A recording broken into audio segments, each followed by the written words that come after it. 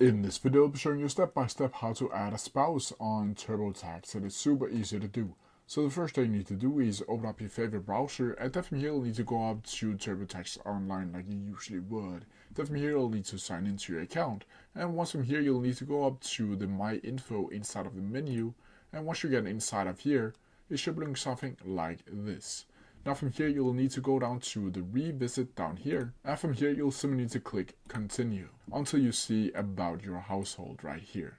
Where from here you'll need to click from single to married, and then you can either plan to find jointly or you can plan to find separately as a head of household.